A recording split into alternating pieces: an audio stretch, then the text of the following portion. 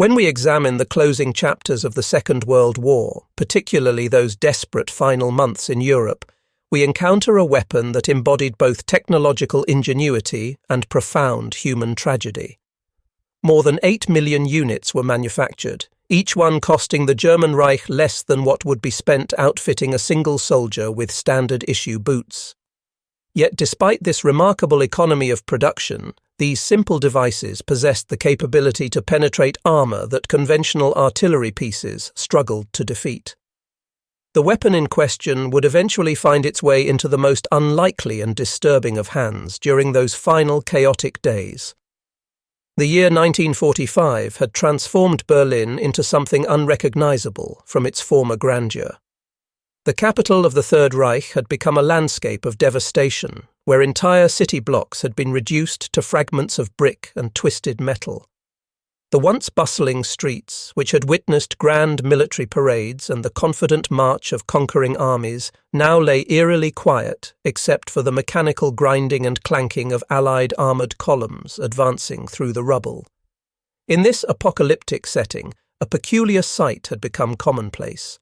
Young boys, some barely into their teenage years, along with men who had long since passed the age when they should have been called upon to fight, found themselves clutching weapons that seemed almost absurdly simple in their construction. The device itself appeared crude at first glance. It consisted primarily of a hollow tube fashioned from steel, upon which sat a warhead that gave the whole assembly an oddly top-heavy appearance, like some primitive club from an earlier age of warfare. The mechanism was straightforward to the point of being primitive. A soldier needed only to pull a trigger mechanism, and immediately the weapon would roar to life. Fire would burst violently from the rear of the tube, scorching the very air around it, while simultaneously propelling a concentrated jet of superheated, molten copper forward with devastating force. This jet possessed sufficient energy to pierce through even the most robust armor plating that Allied industrial might could produce. The weapon was designed with disposability in mind. It was cheap enough to manufacture in staggering quantities, meant to be used once and then discarded. More than 8 million of these tubes were distributed throughout the dying Reich, flooding into the chaos of the final battles. This number exceeded the production of tanks, exceeded the production of many conventional weapons systems. The promise these weapons carried was simple yet profound. They offered the German infantry, regardless of their level of training or experience, at least some chance of stopping the seemingly unstoppable tide of steel that was closing in from all directions. But every promise came with a price, and this weapon's price was particularly cruel. To employ it effectively meant positioning oneself face to face with the mechanical monsters of modern warfare. The engagement distances were terrifyingly intimate, 30 meters in some cases, 20 meters in others, and sometimes even less than that. At such ranges, a soldier found himself well within the lethal envelope of tank-mounted machine guns with their relentless, sweeping fire.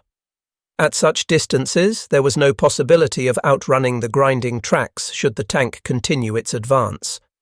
At such proximity, survival itself became a question mark rather than a certainty. Many people today have encountered this weapon in popular culture.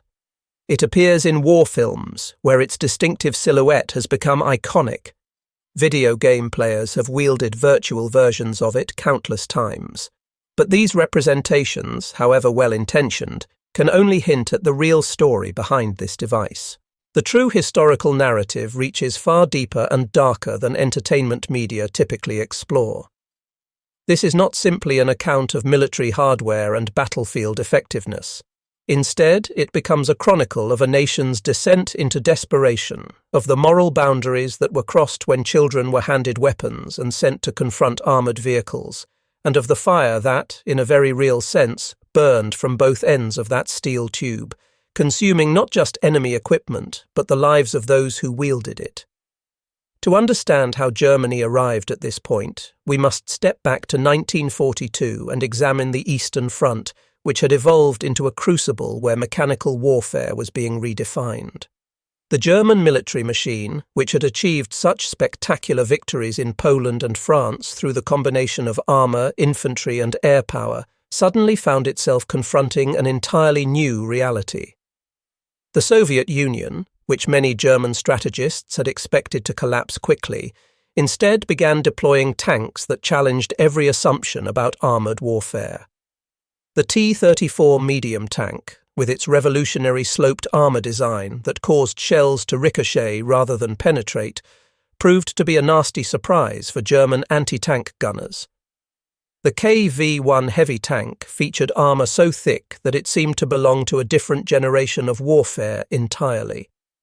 German crews watched in mounting frustration and fear as their standard anti-tank rounds simply bounced off these Soviet machines, the shells clanging harmlessly against the steel plating before tumbling away. The standard German anti-tank weapon at the outset of the Eastern Front campaign had been the 37mm anti-tank cannon. This weapon had been adequate against the lighter armour of Polish and French tanks, but against Soviet armour it proved woefully insufficient.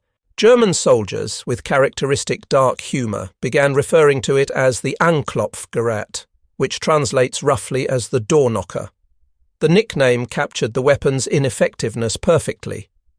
Its shells would strike Soviet armour and produce a ringing sound, much like someone knocking on a heavy door, but they failed to achieve penetration. The shells would simply announce the gunner's presence without causing any meaningful damage to the target.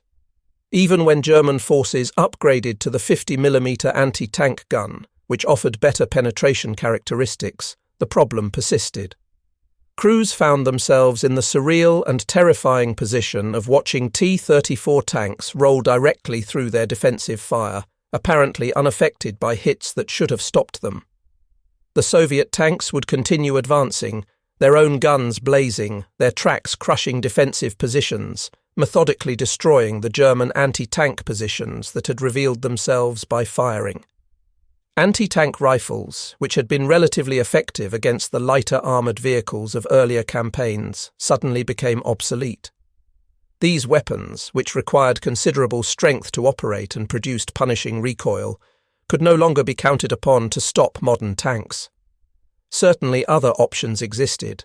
Landmines could disable or destroy tanks, but they required extensive preparation, had to be carefully emplaced, and offered no immediate response to a sudden armour breakthrough.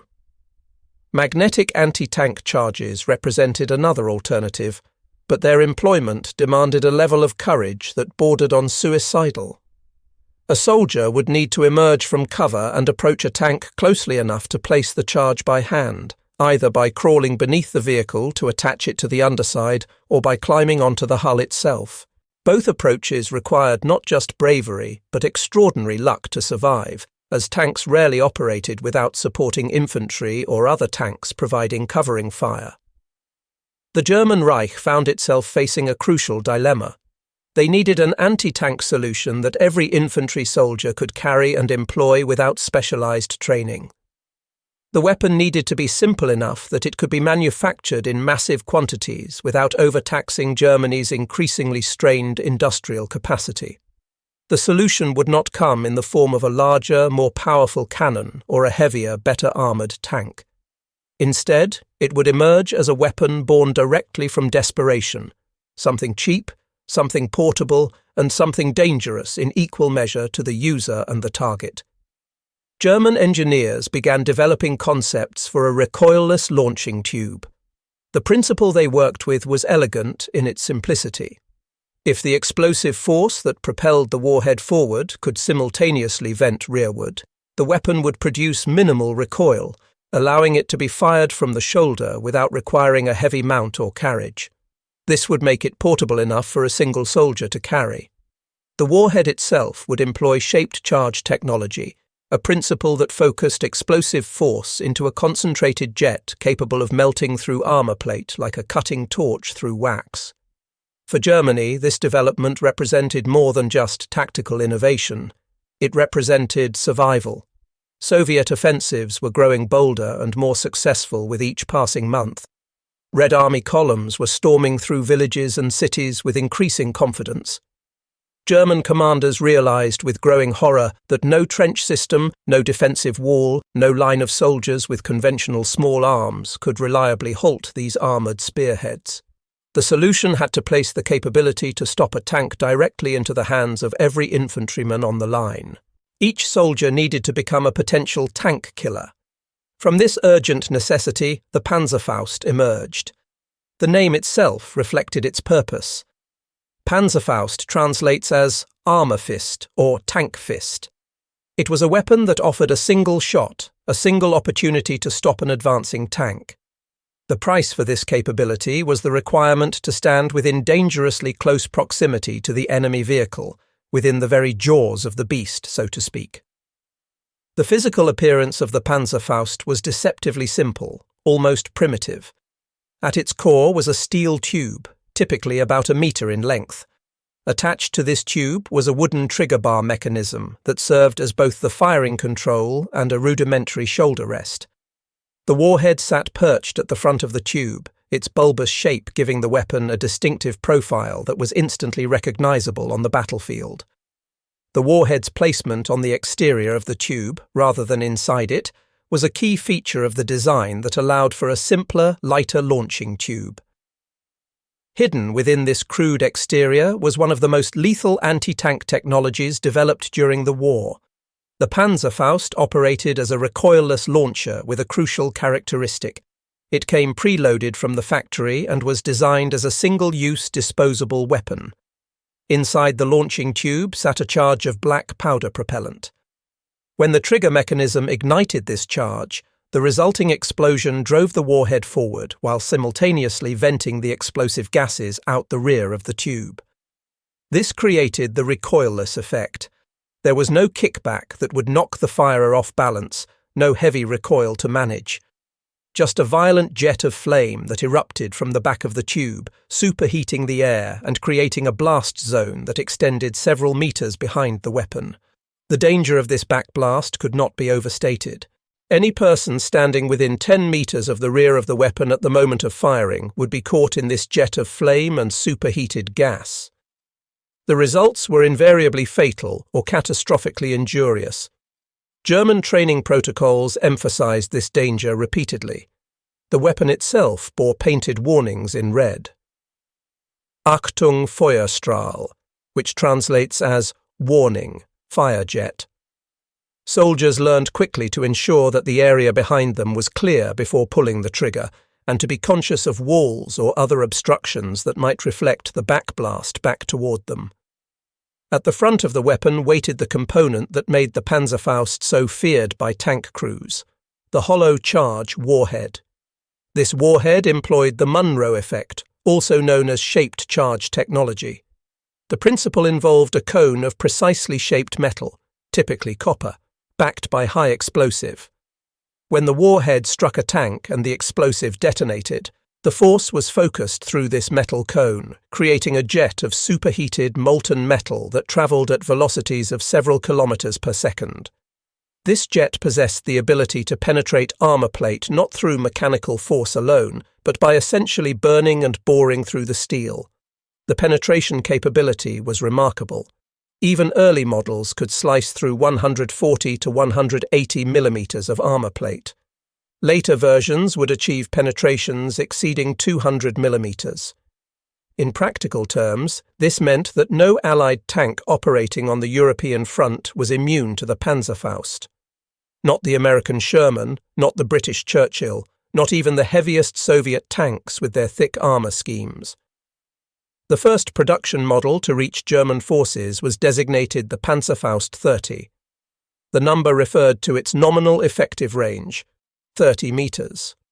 The warhead diameter measured 10 centimeters, and while this might sound modest, it delivered sufficient explosive force to disable a T-34 medium tank. However, that 30-meter range specification came with a harsh reality.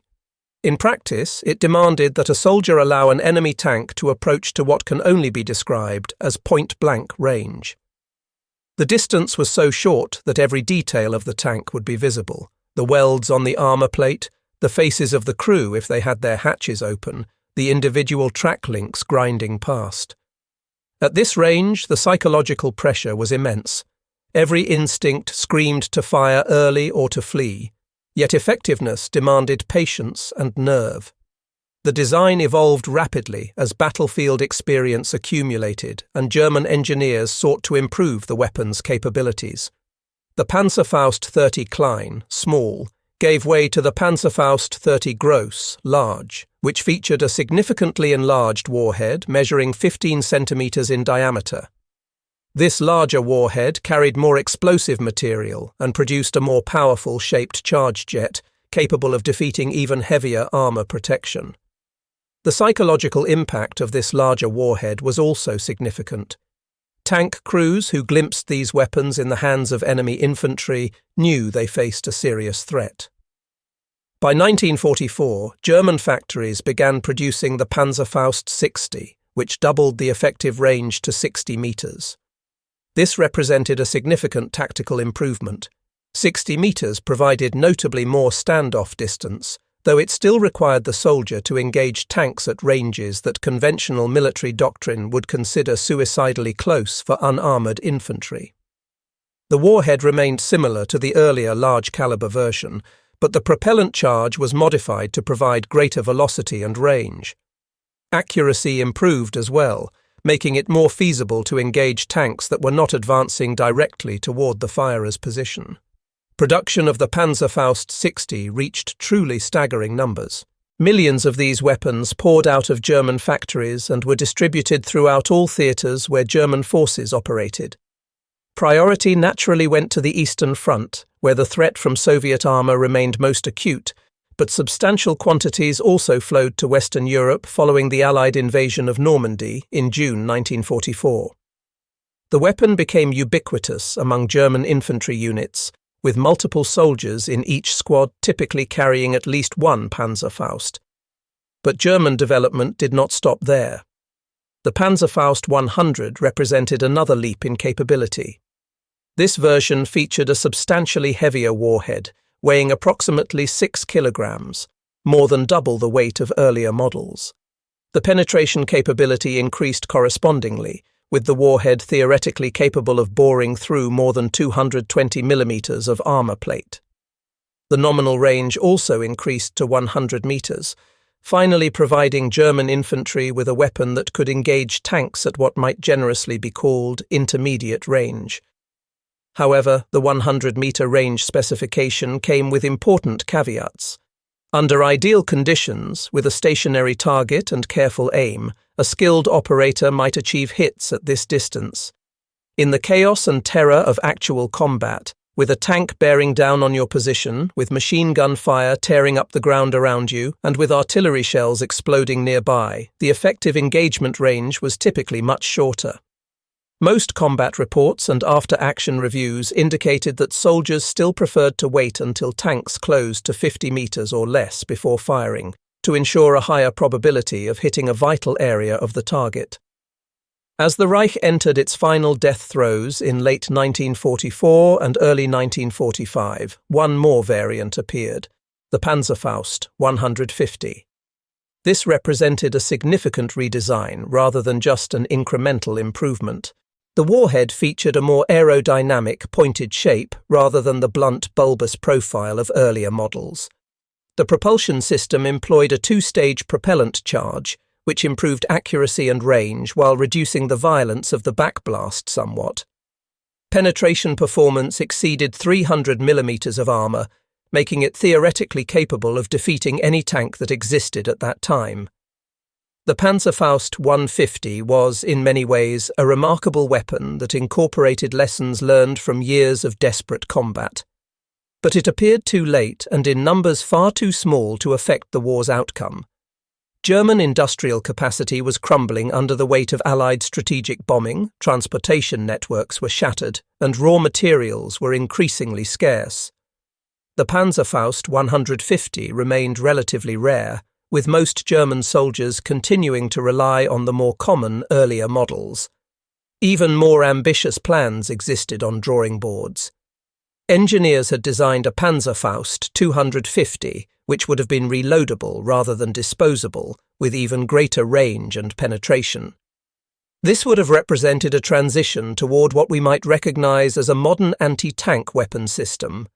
But these plans never progressed beyond prototypes and concept studies.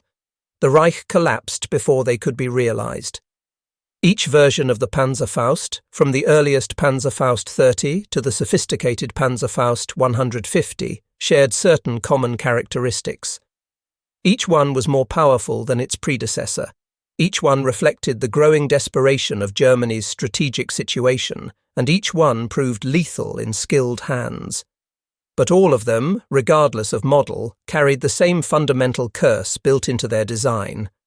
To destroy an enemy tank, a soldier had to place himself within that tank's killing zone. He had to maintain his position while machine gun fire swept the area.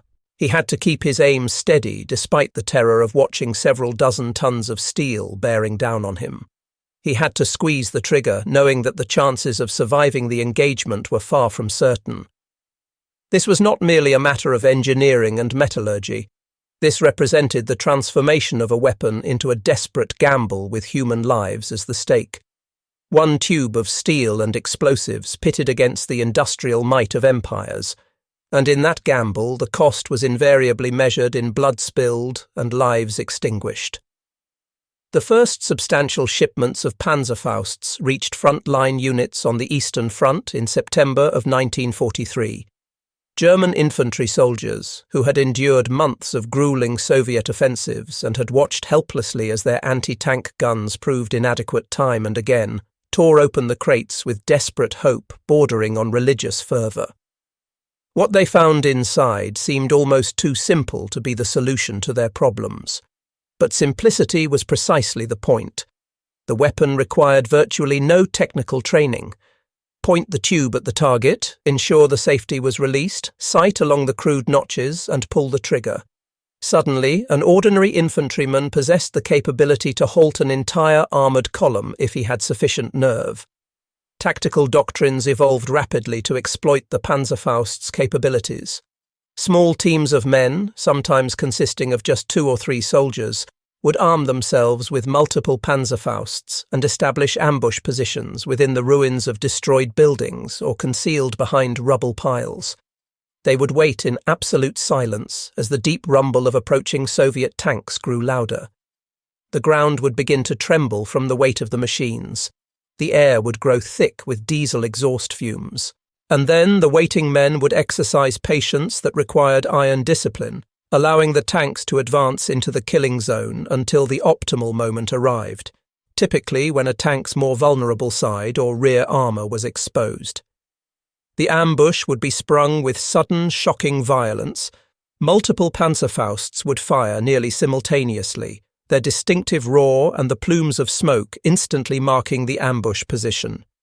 If the shots were well aimed and fortune favoured the attackers, 1 or more tanks would shudder to a halt, smoke beginning to pour from penetrated hulls, sometimes followed by the catastrophic secondary explosion as onboard ammunition cooked off.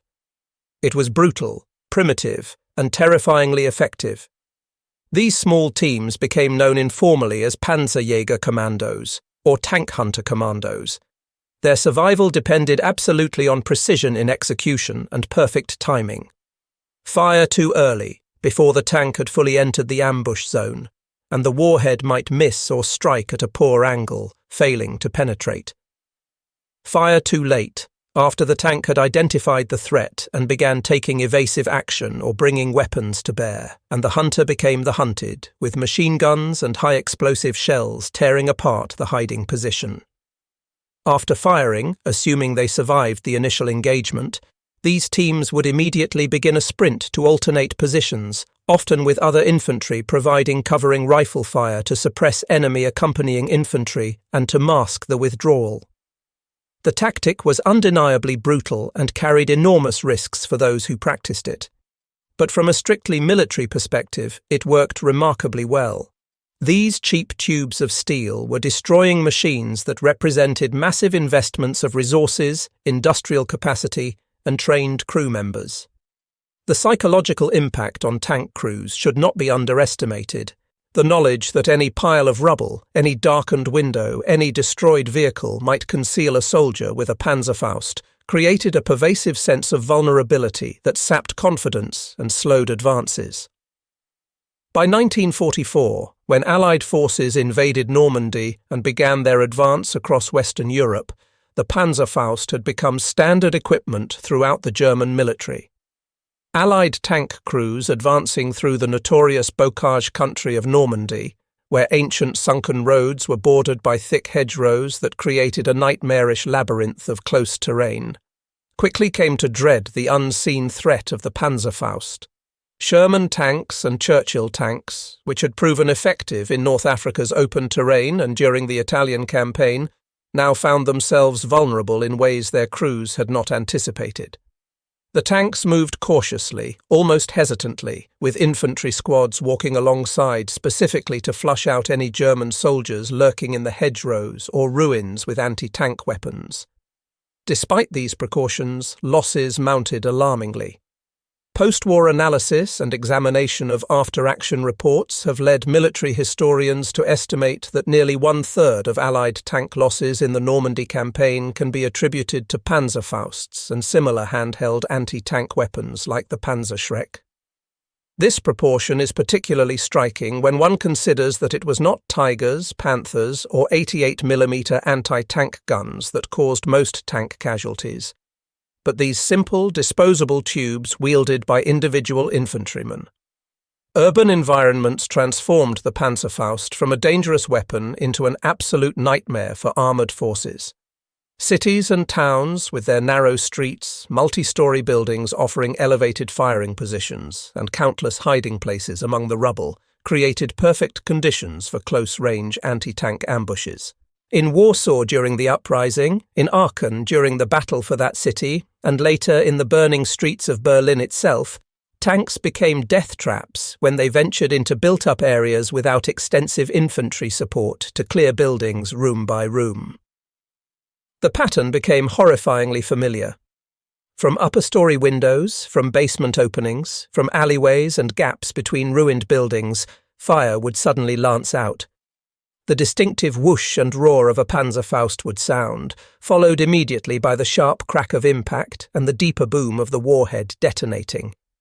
Steel would pierce, ammunition would ignite, and a tank that moments before had been a symbol of invincible mechanical power would transform into a burning coffin for its crew.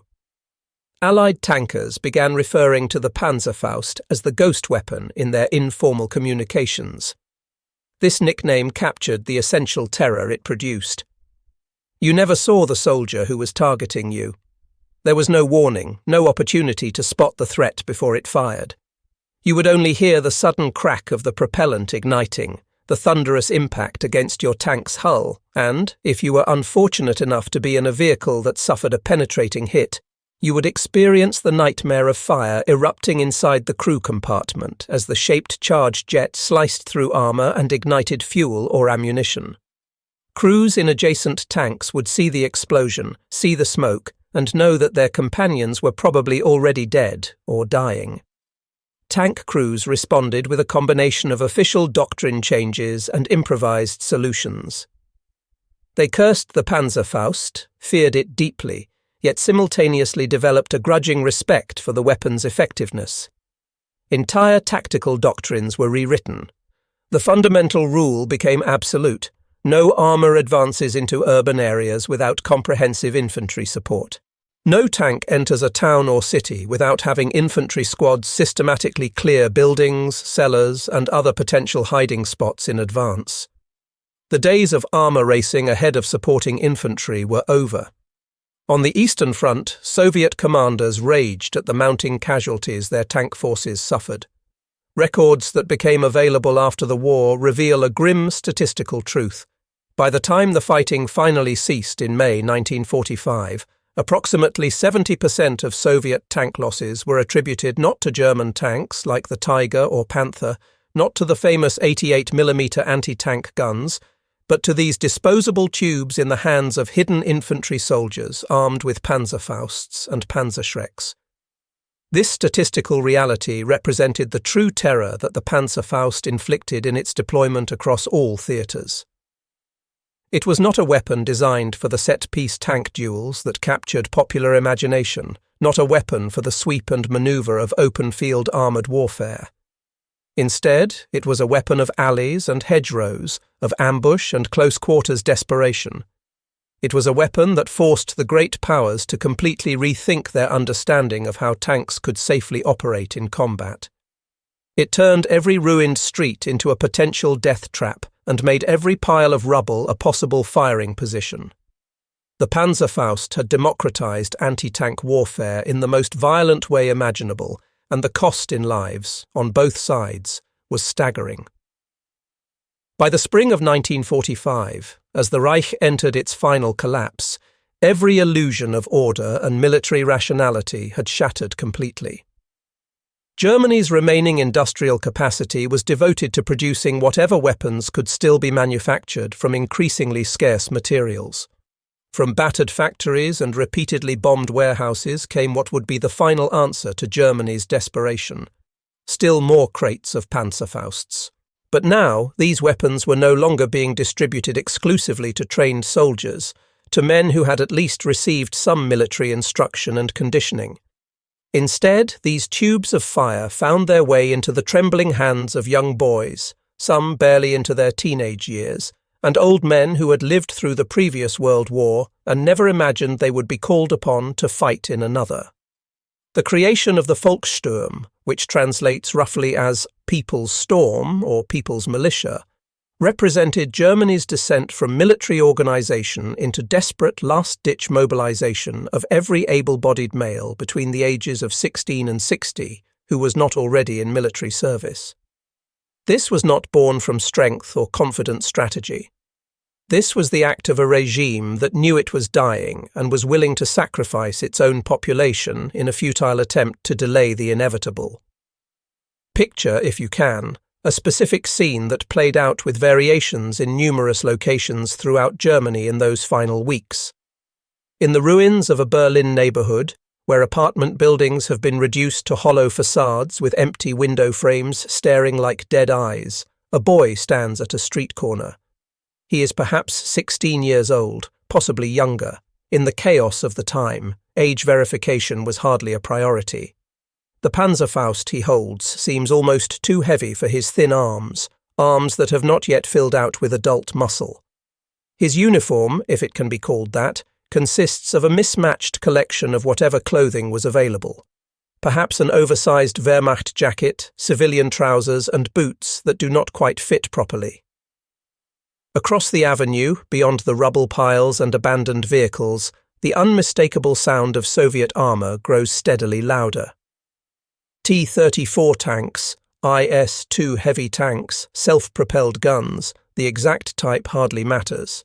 What matters is the grinding of tracks on broken pavement, the diesel engine roar, the sense of unstoppable mechanical power approaching. The boy steadies himself as best he can, hands shaking not just from the weight of the weapon, but from fear that he is far too young to manage effectively. He attempts to sight through the crude notches that serve as the Panzerfaust's aiming system, trying to remember the hurried instructions he received, instructions that were probably incomplete and certainly insufficient preparation for this moment. He pulls the trigger. The world explodes into noise and fire. The backblast scorches the walls behind him, sending debris flying. For one fleeting, impossible moment, the boy has achieved something extraordinary. The jet of molten copper from his Panzerfaust has struck home, penetrating the Soviet tank's armor. For just a heartbeat, the impossible seems to have become real. A single child has brought down a machine that embodies the industrial and military might of a superpower. And then reality reasserts itself with brutal finality. The tank, if it is not completely disabled, or if other tanks are present in the column, responds with overwhelming firepower. The turret traverses with mechanical precision. Machine guns open fire, their streams of bullets tearing through air and masonry with equal ease, sending showers of brick fragments flying. High explosive shells might be fired into the building from which the shot originated. The boy's war ends before it has truly begun, his body among the countless casualties of those final desperate weeks. Variations of this scene played out again and again throughout Germany in the spring of 1945. In the streets of Berlin, in Vienna, in Königsberg, In countless smaller towns whose names have been forgotten, except by those who lived there, makeshift fighters emerged from doorways and ruins to engage tanks at point-blank range. Some struck true, their shots achieving the seemingly impossible by destroying machines that had survived campaigns across thousands of kilometers. Many others, perhaps most others, never returned home. Their bodies were left where they fell, still clutching the empty tubes of their expended Panzerfausts, testimony to courage that should never have been demanded of them. The Panzerfaust gave these civilians turned soldiers something they had not possessed before: power, the ability to fight back against forces that would otherwise have simply rolled over them. But the weapon gave them no escape, no way to survive after they revealed their positions. For every tank that was destroyed in these encounters, the cost was measured in human lives, sometimes a single life, sometimes two, sometimes an entire squad that was wiped out in the immediate aftermath of springing an ambush. Allied tank crews, as they pushed deeper into Germany, began to recognize the pattern with growing horror tinged with anger. There would be the sudden blast, the distinctive sound of a Panzerfaust firing. Their tank or a nearby friendly vehicle would shudder from the impact. If they were fortunate and the shot did not achieve a critical hit, they would survive and respond with fire. And then, advancing to clear the firing position, they would discover the body of the person who had fired at them. A boy who should have been in school, an elderly man who should have been at home with his grandchildren, civilians who had been pressed into combat they were utterly unprepared for. The propaganda apparatus of the dying Reich spoke endlessly of heroism, of citizens rising voluntarily to defend the fatherland against the invader. Radio broadcasts and the few newspapers still printing told stirring stories of courage and sacrifice. But anyone who looked beyond the propaganda could see the truth playing out in real time. This was not heroism in any meaningful sense. This was tragedy, pure and simple. This was a nation so desperate, so completely defeated, yet unwilling to accept that defeat, that it had begun sending its children and elderly against steel machines, arming them with weapons that demanded they sacrifice themselves for the smallest chance of success. This phase represents the climax of the Panzerfaust's story, but not in the sense of a triumphant conclusion. Instead, it was a climax in the sense of tragedy reaching its peak, of horror fully realized. The weapon that had been developed as a tool for trained infantry to defend against enemy armor had devolved into an instrument of mass sacrifice, a device that promised salvation while delivering only more graves. In those final weeks of the European war, Germany's streets became simultaneously launch pads for desperate attacks and tombs for those who carried them out. The Panzerfaust, which had been hailed in earlier propaganda as the saviour of the German infantry and as evidence of German technical ingenuity, now revealed its darkest truth through the casualties among the Volkssturm. In the vast majority of these encounters, it was not the tanks that died.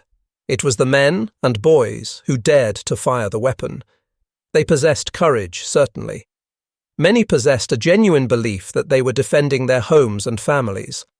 But courage and belief were not enough against the combined arms tactics of professional military forces. The tanks did not travel alone. They were accompanied by infantry, by artillery support, by air cover when weather permitted. A single fighter with a Panzerfaust might destroy one tank, but he would almost certainly die in the process. When the guns finally fell silent on May 8, 1945, with Germany's unconditional surrender, the Panzerfaust did not simply vanish from history along with the Reich that had created it. The weapon's physical form remained scattered across the battlefields of Europe, littering the ruins from Stalingrad in the east to the Atlantic coast in the west. Allied soldiers advancing through devastated cities and towns found these discarded tubes everywhere, often lying next to the bodies of those who had fired them. For many Allied soldiers, particularly those who had experienced the terror of being in a tank when a Panzerfaust struck nearby, these abandoned weapons became grim souvenirs, physical reminders of how close they had come to death. But the Panzerfaust's influence on military development was only beginning. While the physical tubes might rust in the ruins, the design principles and tactical lessons they embodied would shape anti-tank warfare for decades to come. Soviet military engineers, as they occupied Germany and gained access to German military facilities, conducted thorough examinations of captured Panzerfausts. They measured the devices carefully, studied the shaped charge warheads, analyzed the recoilless principle that made them shoulder-fired. The simplicity of the design impressed them, as did its combat effectiveness. Within 4 years of the war's end, in 1949, the Soviet Union unveiled the RPG-2, a rocket-propelled grenade launcher that clearly echoed many of the Panzerfaust's design principles while refining them for a new era. Unlike the Panzerfaust, which was disposable and single-use, the RPG-2 featured a reusable launching tube with individual rocket-propelled grenades loaded one at a time. This made it more economical in the long run, while retaining the portability and ease of use that had made the Panzerfaust so effective. From this initial design grew an entire family of weapons. The RPG-2 evolved into the RPG-7, which would become one of the most widely distributed weapons in human history, present in virtually every conflict from the Cold War era onwards. These weapons armed insurgencies, revolutionary movements, and conventional military forces across Africa, Asia, the Middle East, and Latin America. The fundamental tactical principle remained the same as the original Panzerfaust. A single soldier with a tube-launched shaped charge could challenge and potentially destroy an armoured vehicle worth hundreds of times the weapon's cost. The Western Allies drew equally important lessons from their experience on the receiving end of the Panzerfaust's effectiveness. The weapon had demonstrated conclusively that tanks, regardless of how thick their armour or how powerful their guns, could no longer operate independently on the modern battlefield. The doctrine of combined arms, which had been developing throughout the war, became absolute military gospel in the post-war era. Tanks required infantry support to clear potential ambush positions. Infantry required tanks to provide mobile firepower and protection. Both required artillery support and, increasingly, air support. This integrated approach to warfare, largely forced upon military planners by the effectiveness of weapons like the Panzerfaust, became the standard for modern military operations. Tank design itself evolved in response to the shaped charge threat. Engineers developed new forms of armour, including spaced armour and reactive armour, specifically designed to defeat shaped charge jets. Tanks began mounting mesh skirts, slat armour, and other applique protection systems. Some crews, improvising in the field, had welded spare track links, logs, sandbags, and other materials onto their tanks' vulnerable areas. These improvised solutions sometimes worked, sometimes did not, but they reflected the serious threat that shaped charges represented. Today, when we visit military museums and find a Panzerfaust on display, the weapon appears almost harmless. It sits behind protective glass, its steel tube showing rust and corrosion, its explosive components long since removed for safety. It looks like an artifact from another age, which in many ways it is. Yet the shadow this simple weapon casts extends far beyond its physical presence. It stands as the ancestor of every modern shoulder-fired anti-tank weapon, from the American AT-4 to the Swedish Carl Gustaf to the various iterations of the Russian RPG series. It taught military forces worldwide that cheap disposable weapons distributed widely among infantry forces could fundamentally alter the balance of power on the battlefield. The Panzerfaust also taught a darker lesson about what happens when desperation drives military decision-making. It demonstrated that innovation, even brilliant innovation, carries costs that cannot always be measured in simple economic terms. The weapon worked in the sense that it destroyed thousands of enemy vehicles and forced changes in how armour was employed. But it also consumed the lives of the soldiers who wielded it, and in the final, desperate weeks of the war, it became an instrument for the senseless sacrifice of civilians who should never have been armed and sent into combat. For Germany itself, the aftermath of the Panzerfaust's deployment left a bitter legacy.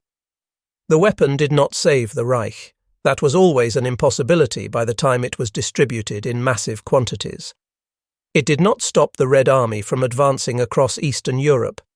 It did not prevent the Western Allies from grinding through German defences. What it did accomplish was to slightly delay the inevitable while consuming thousands upon thousands of lives in the process. The civilians who were pressed into the Volkssturm, armed with Panzerfausts and sent against tanks, were transformed against their will from non-combatants into soldiers. Many were boys who should have been in school planning their futures. Others were fathers and grandfathers who had believed they would live out their days in peace. Instead, they died in the streets of German cities, their bodies left where they fell as the fighting moved past them. In the cold, analytical reckoning that historians apply to past events, the Panzerfaust's success cannot be measured solely in the number of tanks it destroyed, impressive though that figure might be. The complete measure must also account for the blood of the people it was ostensibly meant to protect. The weapon that was supposed to give Germany's infantry a fighting chance against superior Allied armour ended up becoming a tool that consumed a generation. The fire that roared from both ends of that tube, the jet forward that destroyed tanks, the backblast that warned of the danger to the firer, became a metaphor for how the weapon burned away lives from both sides of any engagement. The weapon outlived its creators. The German scientists and engineers who designed it, the industrial workers who manufactured it, the military officers who distributed it, most of them survived the war and moved on to other things. The design principles they pioneered endured and evolved. The tactical lessons they inadvertently taught through the Panzerfaust's deployment became foundational to modern infantry anti-tank warfare. But the story of the weapon itself remains forever tied to the rubble of destroyed cities, to the ash and ruin of the Reich's final days, and to the loss of lives that should never have been thrown away so needlessly. The Panzerfaust thus transcended its physical form to become a symbol carrying multiple meanings. It represented ingenuity born from necessity, showing how engineers could create effective weapons even under severe constraints of materials and manufacturing capacity. It demonstrated courage, both the courage of trained soldiers who used it in combat, and, in those final days, the tragic courage of children and elderly civilians who were given no choice but to fight. Yet it also symbolized the twisted desperation of a regime that had lost all moral moorings, one that would sacrifice its own people, its own future, in a futile attempt to delay inevitable defeat. For the Reich, the Panzerfaust represented too little, offered too late. No number of tubes, no matter how many millions were produced, could halt the combined industrial and military might of the Allied coalition closing in from east and west. The imbalance was simply too great. Germany faced enemies who could replace their lost tanks, who could field new armies, who had industrial bases far beyond anything the devastated Reich could still muster. Yet despite the impossibility of the strategic situation, the Panzerfaust's tactical impact cannot be denied or minimized. Tanks that had seemed invincible, that had smashed through defensive lines with impunity in earlier phases of the war, were forced to advance with extreme caution through any terrain that offered concealment to defending infantry. Every pile of rubble became suspect, every building had to be cleared, every potential ambush position required infantry to investigate before armour could safely pass. Tank crews found themselves welding improvised armour onto their vehicles, adding weight and complexity in attempts to gain some protection against the shaped charge threat. The famous stories of tanks with logs chained to their hulls, with spare track links hung like armour skirts, with sandbags piled on vulnerable areas.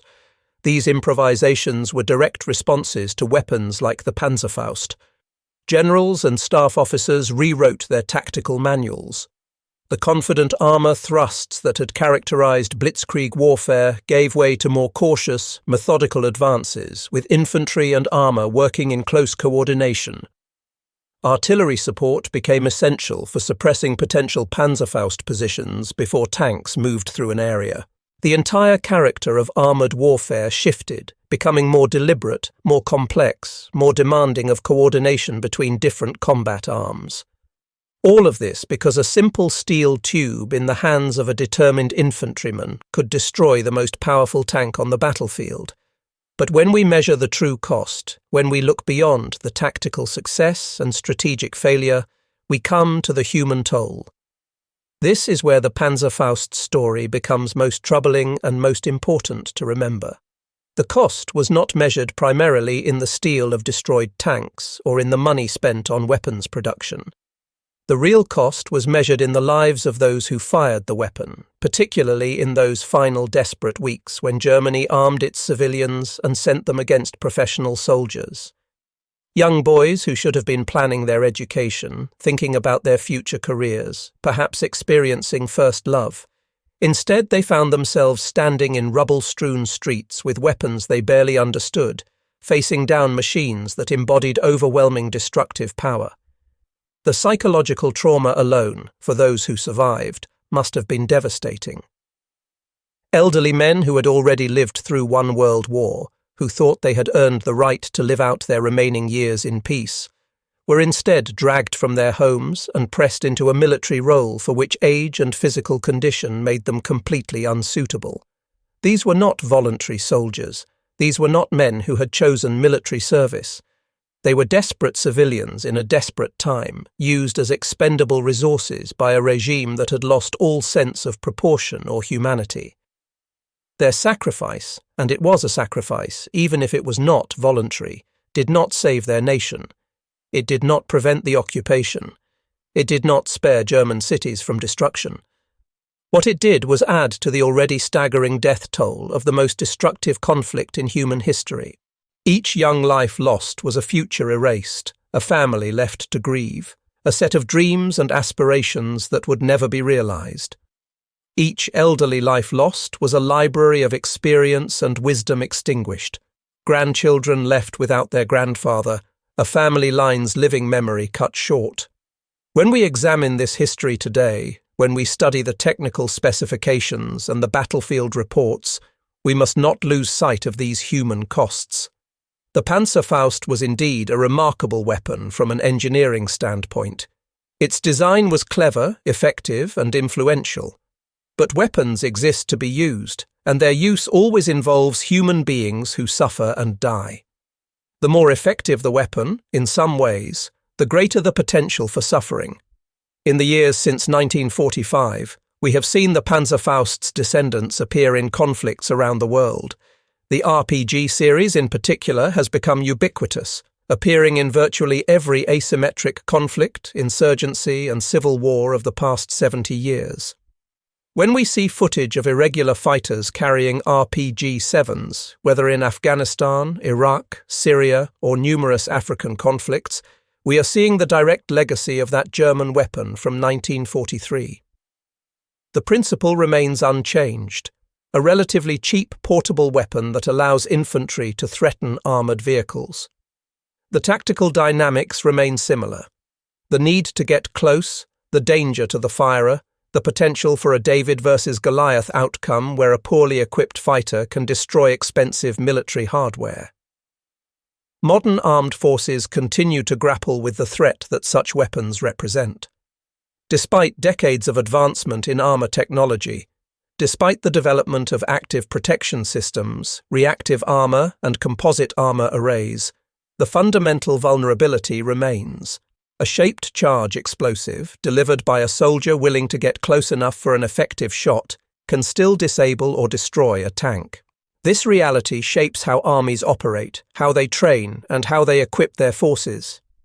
The shaped charge technology pioneered in weapons like the Panzerfaust has also proliferated into other applications, not all of them military. Shaped charges are used in controlled demolition, in oil well drilling, and in various industrial applications.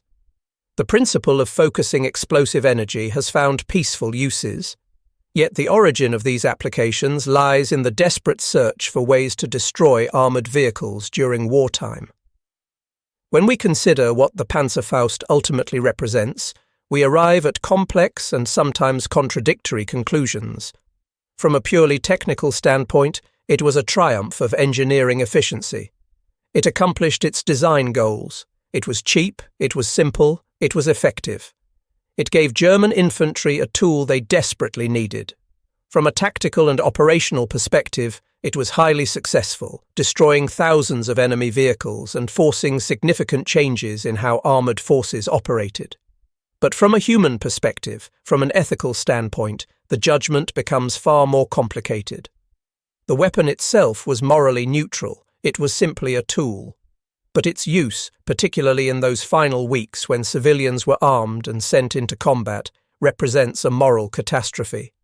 A society that arms its children and sends them against tanks has crossed a line that should never be crossed, regardless of military necessity or national survival.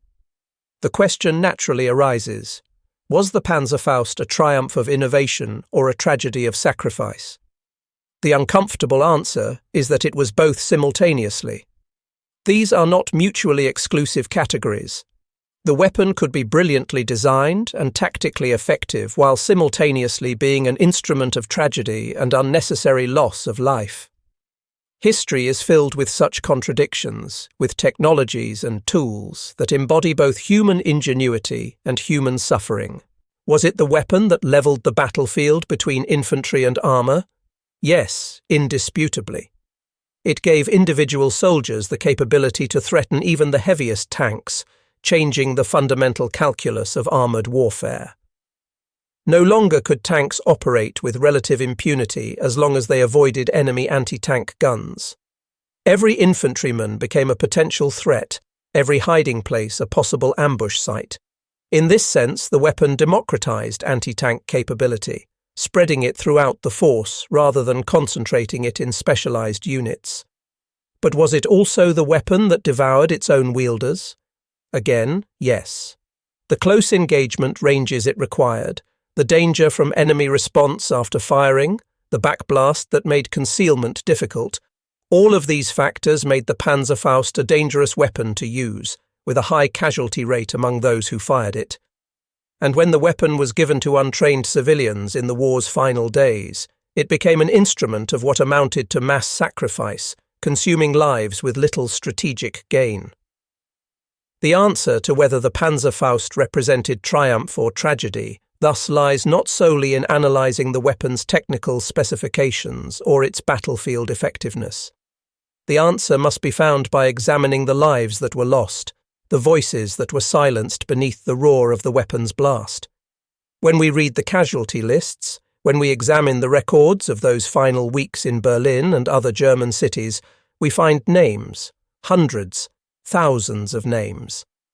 Each name represents a life, a person with hopes and fears, with family and friends, with a past and a future that was cut short. Among those names are soldiers who volunteered or were conscripted in the normal course of military service, who received training and understood, to whatever degree anyone can understand before experiencing it, what they were getting into. But among those names are also boys of 14, 15, 16 years old. There are men in their 60s and 70s who should have been spending their time with their families. These were not warriors by choice or preparation. They were victims of circumstance, of a regime's desperation, of a war that consumed all sense of proportion in its final throes. If we wish to honour their memory appropriately, we must do so not by glorifying the weapon or romanticising their sacrifice, but by acknowledging the full tragedy of what occurred. We must recognise that they were placed in an impossible situation, asked to perform tasks they were not prepared for, sent into combat they should never have faced. Some showed courage, some showed fear. Most probably showed both, because that is the nature of human beings confronting mortal danger. But their courage, where it existed, should not be used to justify the decisions that put them in that position in the first place. The Panzerfaust's legacy today exists on multiple levels. In military museums, it exists as a historical artifact, an example of wartime engineering and weapon development. In military academies and staff colleges, it exists as a case study in the effectiveness of simple, cost-effective weapons and in the importance of combined arms tactics. In the design bureaus where modern anti-tank weapons are developed, It exists as the ancestor of contemporary systems, the weapon that established many of the principles still used today. But in the broader historical consciousness, particularly in Germany, the Panzerfaust exists as a reminder of the war's final, desperate phase, of the home front becoming the battlefront, of children becoming soldiers. It symbolizes the complete militarization of society that occurred in Nazi Germany, the process by which a nation consumed itself in pursuit of military victory that was no longer possible. For those who study military history, the Panzerfaust offers important lessons that extend beyond the specific weapon itself. It demonstrates how tactical innovation can emerge from necessity, how constraints can drive creative solutions. It shows the importance of mobility and portability in weapon design, particularly for infantry weapons. It illustrates how a relatively simple weapon, produced in large quantities and distributed widely, can have strategic impact exceeding its individual tactical effectiveness. But for those who study human history, rather than simply military history, the Panzerfaust teaches different lessons. It teaches about the dangers of desperation, about what happens when governments become willing to sacrifice their own populations for military goals. It teaches about the resilience of human beings, who continued to fight even in obviously hopeless situations. And it teaches about the costs of war, costs that cannot be measured simply in economic terms or in calculations of military effectiveness. The shaped charge jet that erupted from a Panzerfaust warhead could penetrate the thickest armour of its time, but the weapon also penetrated something else. It penetrated the boundary between soldier and civilian, between military necessity and moral catastrophe. When a nation reaches the point where it arms its children and sends them to fight, regardless of that nation's justification or stated reasons, something fundamental has broken in the social contract, in the relationship between a government and its people. This breaking point, this moment when a nation crosses from conventional military operations into total war that consumes the entire population, is perhaps the Panzerfaust's most important legacy. It stands as a warning, a historical marker indicating how far a society can descend when war becomes the only priority, when survival of the state becomes more important than the welfare of the people that state ostensibly exists to protect. In the final analysis, the Panzerfaust was neither simply a triumph nor simply a tragedy. It was both inextricably intertwined, a weapon whose effectiveness was inseparable from its human cost, whose success in destroying enemy vehicles was matched by its consumption of the lives of those who fired it. The fire that roared from both ends of that steel tube burned away not just enemy tanks, but also a generation of young men who deserved better than the fate history dealt them. The descendants of the Panzerfaust continue to appear in conflicts around the world, and each time they do, they bring with them the same basic equation that the original embodied: the promise of allowing a poorly equipped fighter to challenge superior armour, coupled with the high risk to the person firing the weapon. This pattern repeats across decades and across continents, from the jungles of Vietnam to the deserts of the Middle East, from urban warfare in Chechnya to asymmetric conflicts in Afghanistan. The specific weapons change, the technology improves, but the fundamental dynamic remains constant. When we encounter these weapons in modern conflicts, when we see news reports of insurgents using RPGs against government forces, or of anti-tank weapons being supplied to resistance movements, we are seeing the echo of decisions made in German factories between 1943 and 1945. We are witnessing the ongoing legacy of that desperate search for a weapon that could allow infantry to stop tanks. The technology has evolved, but the tactical principles and the human costs remain recognizable across the decades. For military professionals today, the Panzerfaust and its descendants represent an ongoing challenge. How do you protect armoured vehicles against weapons that are cheap, simple, and widely available? The answer has involved multiple layers of defence: better armour, active protection systems that can intercept incoming projectiles, tactics that minimise exposure to anti-tank weapons, and reconnaissance that identifies threats before they can fire. But no solution has proven perfect, and the fundamental vulnerability remains. For historians and ethicists, the Panzerfaust represents a different kind of challenge. How do we evaluate weapons and technologies that exist in this morally ambiguous space, where technical effectiveness and human suffering are so intimately connected?